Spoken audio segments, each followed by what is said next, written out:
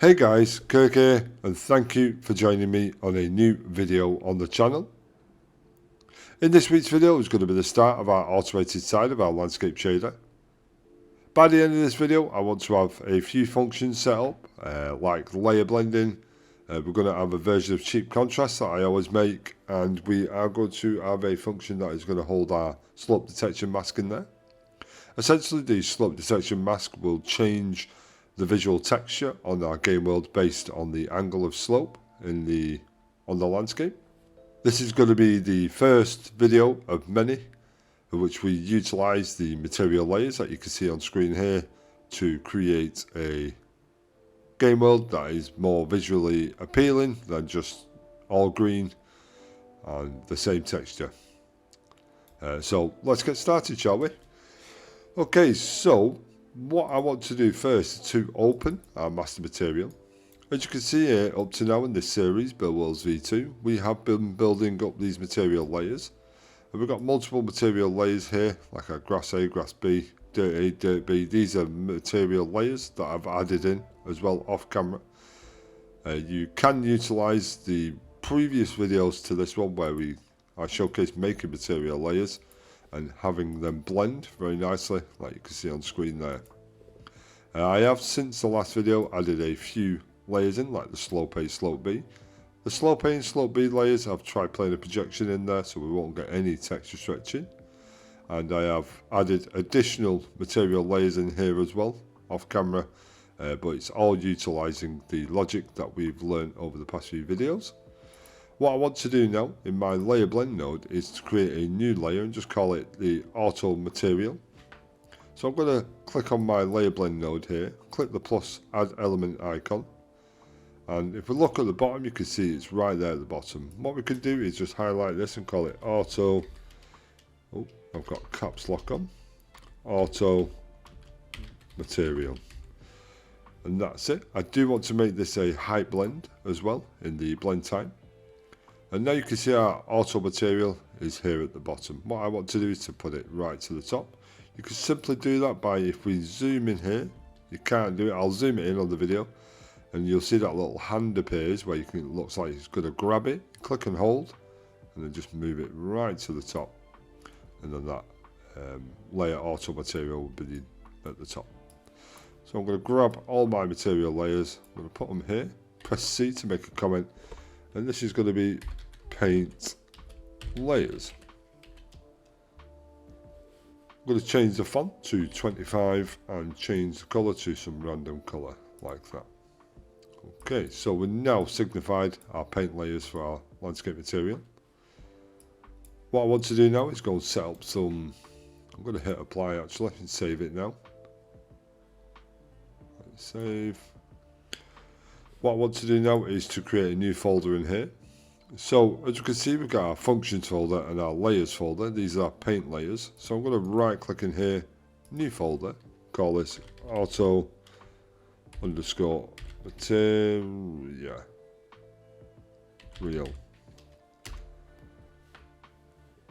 I've not spelled that right, so I'm going to just delete the folder. So I'm going to right click, new folder, auto underscore material, like so. And in here is going to house our auto material. So I'm going to double click on there, right click, create a, go to materials, material function, and I'll just click on that, and this is going to be auto underscore material. Nice and easy. Now if I drag this function in here, you can see it's just empty, there's nothing inside the function. What I want to do first though is to create a few separate functions that are going to reside in this function. So the first one I'm going to build is just a layer blending function. So if I go into my functions folder, double click, you can see this is where all our functions are that we've built up to now. For the layers, paint layers. So I'm going to right click in here, go to materials, material function, and this is just going to be called auto. Shall we do that? No, we'll just call it layer underscore blending, like so. We'll double click and open this up. We can get rid of the status bar, we don't need that right now. And essentially what I want to do here now is to just create a small function where it's going to blend our layers together, but dependent on the mask. And because our paint layers are using material attributes, what I'm going to blend them together with is what's called a blend material attributes node. And essentially the input of A and B will be blended together based on the alpha input. But as we're using height as well, we're going to have to blend our height together as well. And we're going to hold L on the keyboard and left click, get a lerp in here. And now we can blend materials together and our height maps. I've got this output here. I'm going to drag that into there, and in the result, I'm going to call this material blend. I'm going to leave the set priority at 0. And at the lerp, I'm going to get a output function, a function output, sorry, not the tangent output, the function output. Click on that, and we can call this height blend. I want my height blend output to be below my material blend, so I'm going to put a set priority of 1. It needs a bit straight. Okay, so that's pretty much it. We just need some inputs now. What I want to do is to start with our top material. So I'm going to drag off the A input of our blend material attributes node. And just type input and get a function input. You can see it'll automatically set the input type to material attributes because it's a material attribute node. And we're going to rename this to, what should we call it? Top material input. We'll do that, and we'll just duplicate this. Get rid of the underscore and 1 at the end, and instead of top, I'm going to call this base. So essentially our bottom material, and that can go into the input of B of our blend material attributes node. I'm going to start early by setting the priority, so my top material is going to be 0. My base material will be a set priority of 1. And then essentially what we need is the inputs for our lerps. So from our A, we're going to get a function input. And this is going to be our, how did this work? This will be our base height input, like so. And this could be a set priority of 2, like so. It's a bit crisscrossing. With height maps, you have to crisscross them. It's a bit strange. And from here, I'll get a new function input. And this will be called our top height input, like so. And this could be a set priority of 3. So we have 0, 1, 2, and 3. Wait there a minute.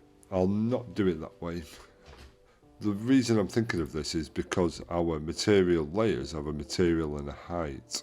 So I may change the order. So our top material could be 0. Our top height input can be 1. Our base material can be 2. And our base height can be 3. This will make more sense outside the function shortly. Okay, so from the alpha, this is my mask input. So if I type input and get function input, and we'll call this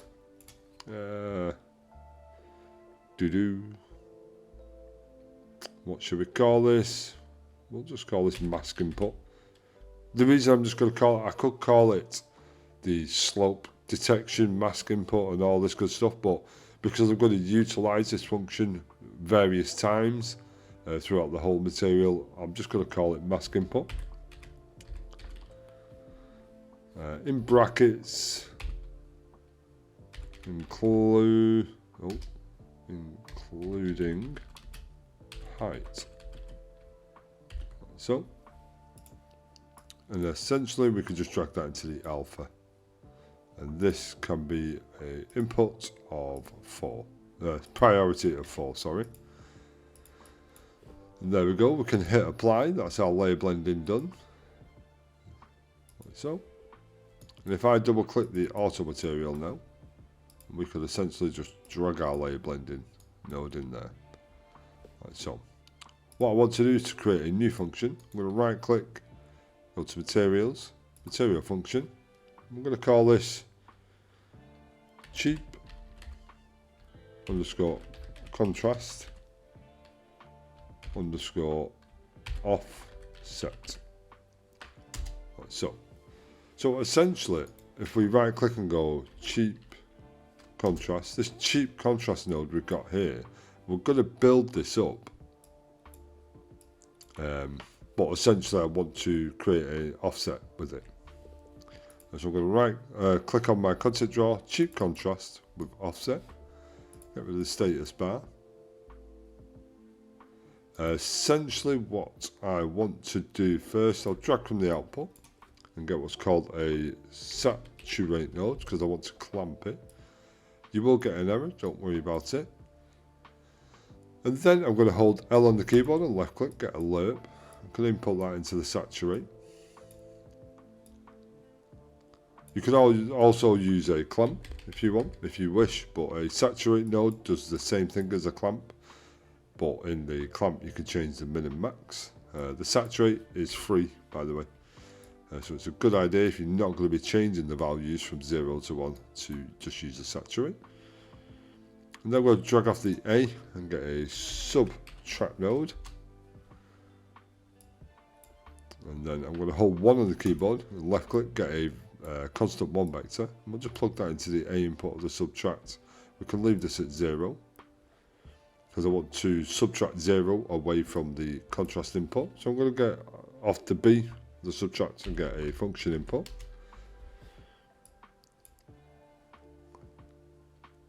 And this will be our, say, contrast amount. So we'll set priority up shortly once I've finished.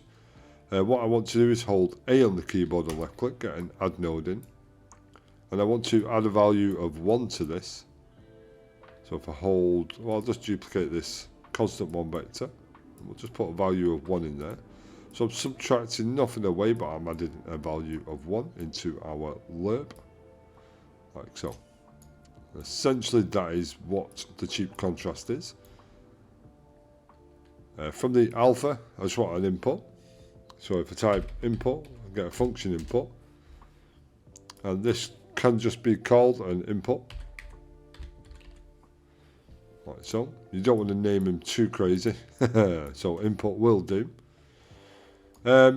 So like I say, I want to create a offset and we can add that offset in. So from this lerp here, we'll get an add node.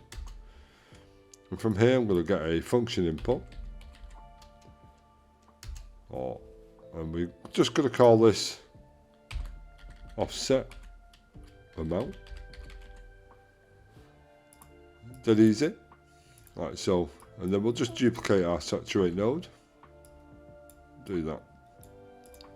We'll get this. We'll just go clamp contrast, like so. Duplicate that. I'll get rid of that at the end, and then I'm going to change the word of clamp to offset. So we've got a clamp contrast and a offset contrast. What I also want to do is, because it may become useful, I've just thought of this now. I didn't pre-plan this like the rest of it. But I'm going to drag off the lerp alone, get a output function, a function output, sorry. I'm going to call this contrast, and in brackets, no clamp. Need that capital there, no clamp, in brackets again, like so. We may utilise this, like we may utilise the offset, but I'm not sure yet. But we'll see. So this one is going to be 0. Offset contrast I'm going to put as a 1, and our contrast no clamp I'll put as a 2. Like so. And essentially that is that particular function done. I'm going to save it all. Right, so we're essentially going to utilize the clamp, the cheap contrast to drive our function, our slope detection function, which we are going to build now. So if I come to the content drawer, I'm going to right click, go to materials, material function, and this is going to be slope. We'll just go detection. Like so. I'm going to open this up. So essentially what we need to do now is build up our slope detection function.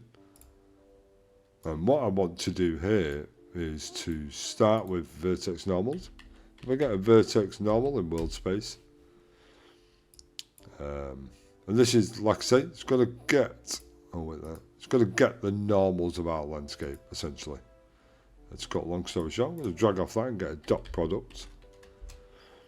And this will calculate the length of our vertex normal compared to a vector 3 with a 1 in the z-axis. So I'm telling this vertex normal in world space to just utilize the z offset when calculating that, and that will reduce the cost of this vertex normal in the world. Not so much in the shader, but in the world it will. From here I could just simply saturate this.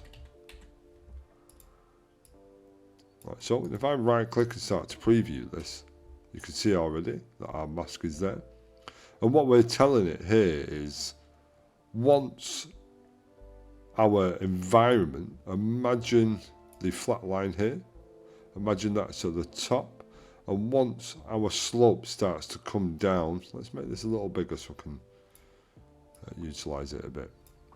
So imagine our landscape is at the top here, and once that slope starts to become on this angle, it will then show where the white is, and where the black is will be our grass. It's kind of hard to explain how it works, but essentially we're just getting the Z offset of our world normals, and we're going to tell our shader to display a particular material level, material layer, depending on the slope angle. What I like to do when utilizing this is, if I hold A on the keyboard and left click and get an add node, we'll drag from our dot product into the add node, and we can essentially duplicate this add node and put this into there like so. And what I want to do is to drag off our A input, and we'll get what's called a landscape layer sample. I'm going to change this name of our layer sample to what? Remove slope logic. No, remove slope texture. Yeah, so essentially this landscape layer sample, this is, if I come to landscape mode like so, and I go to my paint, as you can see I'm already on it. So these here are layers. You can see it better here. These are our landscape layer blends. You can see all the names here, and in our world you can see I've got grass A, grass B, and all these material layers here. If I add this landscape layer sample node in, that essentially will create a new layer here. And what I could do with that layer is, once our logic is set up in the world, I can actually use that paint layer to paint on a slope, and it will actually move the slope information.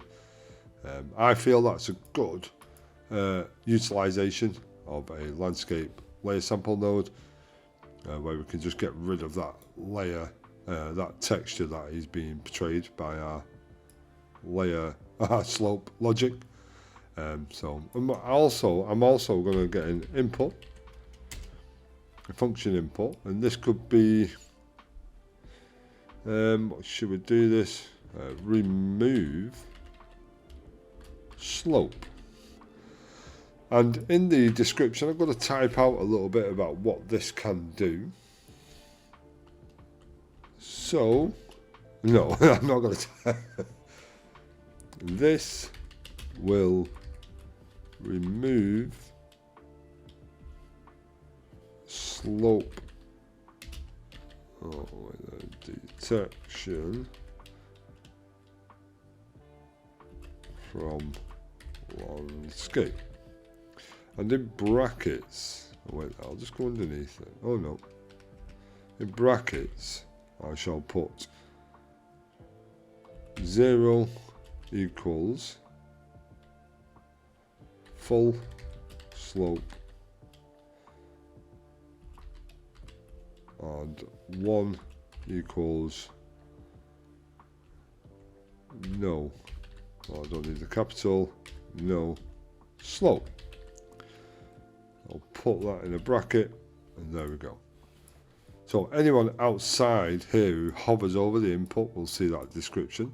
So essentially outside this function, what I'm going to do, you can put maybe a vector, a constant vector 1 in there, and if you put a value of 1 in there, it will remove slope detection, and if you put a value of 0, it will keep the slope detection. So not only can you remove slope detection with a paintable tool, you can also do it by setting the value. I'm not going to set this outside the function as a scalar parameter. I feel that will create too much confusion for the shader and make it really expensive, so it'll just be a constant 1 vector. But yeah, anyway, let's move on, as this is taking some time now. But you can see I've still got my mask, it's all set up. What I want to do now is to utilize the contrast node we just created. We'll put this in here. I didn't set the set priority. So my input, I want at the bottom, my contrast amount will be 0, offset amount will be 1, and the input will be 2. Then we can just click away, hit apply, and save. There you go, that'll do. And then from our saturate, I'm going to put that into the input. What shall I do here? Contrast amount, offset amount. I'll just drag from there, get function input. Right, so, and this could just be called what should we call this?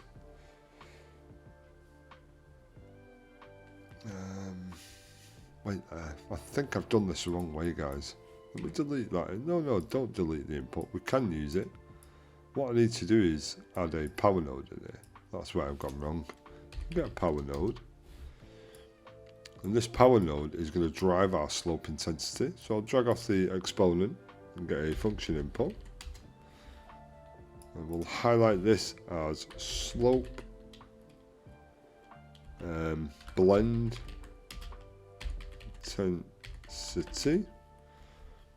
Right, so this is going to control our slope blend intensity, and then we have our inputs here for our contrast. So this will be slope blend sharpness. Right, so what this is going to do now, if I fire the clamp, right click here, start to preview, you can see now I've got a sharp line in my blend. If I get in here, 1 on the keyboard, we use a constant 1 vector. I create a 1 in there, then a 2. You can see there how now, if I put a 3 in there, you'll watch this band starts to raise. There you go, that's what we want. 4, you can see it's rising and rising up. But if I get a constant 1 vector in here, put a 1 in there, you can see there that it's completely made that line, the blend sharpness, but it also raises there. So if I get in here and put a 2, you can see there now, maybe a value of 1, and that should bring it back to the middle. If I reduce this to like a 0.2, you'll see that it starts to move. 1, 2, 3, and you can see it's making that line ever so sharp. So this is slope blend, and this is our blend intensity. I'm going to click on this and use preview. So our preview is a value of 1, and our sharpness, I'm going to reduce that sharpness. I'm going to put like 1.5, and that'll give us still a crappy one. Actually, to be honest, we're clamping this, so it's in between a 0 and a 1. So I'll go 0.6. There we go. Get a nice start to our blend. I'm going to set this preview as default. So what we can have here is this will be a value of 0. No, this will 0, and this can be 1, and then this one can be 2. Now, I'm going to be using this multiple times, this kind of logic, because it's not only the slope I want to detect. I want to detect it a secondary time for when we introduce, say we have our slope. Imagine we have our grass and then on our slope we start displaying this texture. Well, having a straight blend between them two isn't great, so I'd like to introduce a dirt layer in there, so it's a bit of a nicer blend, a realistic blend. But I'm not going to do that in this video. As it stands there, I'm quite happy with that. So I'm going to hit apply and save, and now we've got our slope detection. Now we're back in our auto material function. I could put the material blend into there, and we'll call this material. Set the priority to 0. We'll duplicate that. We'll call this height. And we'll set the priority to 1. We'll get our height blend and put that in there. Like so. So all we need now is our material layers. What I'm going to utilise is our grass A. So I'm going to click on that and left control and C. And then we're going to left control and B in here, and I've got a grass A layer. And essentially I can use this particular paint layer in my auto material as well as still paint it at the same time. So for this, I'm going to choose a slope layer because these are triplanar. I'll double click on that. I want to see what texture's in there. That texture looks fine for our slope. So I'll just get our slope 1. Slope A, sorry, apologies. And put this inside here. Now I may have to come back in here and invert these, depending on which way around. I'm betting it could be that way. And essentially I just need to drag these into here, like so. And I'm looking for a mask, and we just built that mask up, which is our slope detection mask. I could just drag that into our mask input. And now you can see I'm getting an error again, which is our missing function input remove slope. So from here, I could just, well, I'll tell you what I'll do. I'll hold 1 on the keyboard and left click, get a constant 1 vector, just plug that in. So if we remember, if we hover over it, it says this will remove slope detection from landscape, 0 equals full slope, and 1 equals no slope. So at the minute, we've got a value of 0. So as you can see on the view here, you can see that our grass is on top, which is great, and then once we reach a certain threshold, what we set with these parameters here, we will then get a nice slope. So what I'm going to do, just for the sake of this video, I will obviously make it a little bit better throughout the rest of the videos. I'm just going to drag off. I'll tell you what I will do. I'll just right click on them, promote to a parameter. Do that. Slope blend intensity. Right click. Slope blend sharpness. And what we can do is utilize, I go into the slope, and this value of sharpness was 0.6 and this was just a 1. So value for the sharpness, we'll set that as a 0.6, and then the minimum I'm going to go 0.00000, so that's 5 zeros and a 1. That value I've just set in the minimum is the absolute minimum you can go to. And I'm going to, because this is clamped, set it to, I'll tell you what, I'll go over, I'll go 1.2 for now. I can always come back in here and change this. Slope intensity, this was just a default of 1. I'll go 0.000001, and I'll actually change this to a 3 for now. Like I say guys, you can always come back in here and change these at any time. I'm going to highlight these two, call this slope selection, I'm going to put a 0, 1 on the top. And essentially this means when I come to showcase changing the slope detection that the parameters will just be right at the top of the material instance and I don't have to find them. Just pure laziness. But anyway, as you can see from our 3D viewer, that is a nice outcome. And so we'll simply go up like this, drag across, and now we're going to hit apply and save. We don't need this anymore, that's built, and we'll leave that open just in case we have to change anything. And now you can see our auto material is set up. If I go ahead and plug this into the auto material and then the height, like so, this should stay black, that's fine. Hit apply, and let's go and check this out. As you can see here, nothing has really changed. We need to come into landscape mode, but before I do that, I do know that I need to refresh. So what I'm going to do, I'm going to make sure I do a hard save, and just save what we've done up to now. And then I'm going to come to File, Recent Levels, Reset Map. And essentially this will reset the cache that has been built up in that particular level. And then we can just simply Recent Levels, BWV2. And then load our landscape up again. And now we've reloaded our level up, we can just simply go to selection mode, click on landscape, and you can see it's right at the bottom actually. We have our auto material. I'm not 100% sure on why is it just like the shaders prepare. I'm not 100% sure why it's at the bottom because we're actually at the top, but it's not a massive deal, just letting the shaders compile. Like so.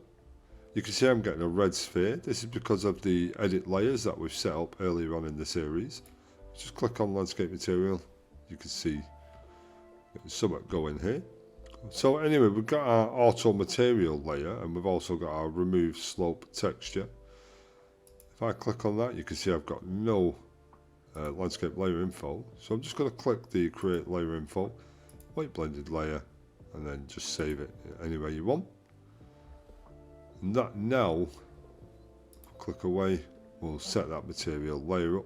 If I right click on there and fill layer, just let this build, and now you can see that it's gone to just a flat ground, and we're not seeing any change yet. I'm going to go back to selection mode, I'm going to hard save this. As we can see, it's not really changing slope depending on angle. So what I will do is open our material instance. Go to content draw, landscape, landscape shader, and material instance. I'm just going to double click and open that up. As you can see, our slope detection is right at the top here, which is perfect. Back to the world, it should be working this. Let's change this a bit. There you go. Now it's starting to come into view. As you can tell, I have set a maximum of 3. That's probably not enough, but it's definitely coming up there. I reduce the sharpness, increase the sharpness maybe. There you go. And now we're getting that sharp line on our slope. Essentially, depending on slope angle, I'm going to come back into the auto material, and that's our slope intensity. A default value of 3, and then I'm going to set the maximum to 10. Let's just test this a little bit more. Hit apply. That should change in the material instance now. There you go. Sharpness, I may change this as well. I'll set a value of 1 and set a max of 5. Just to be safe, hit apply.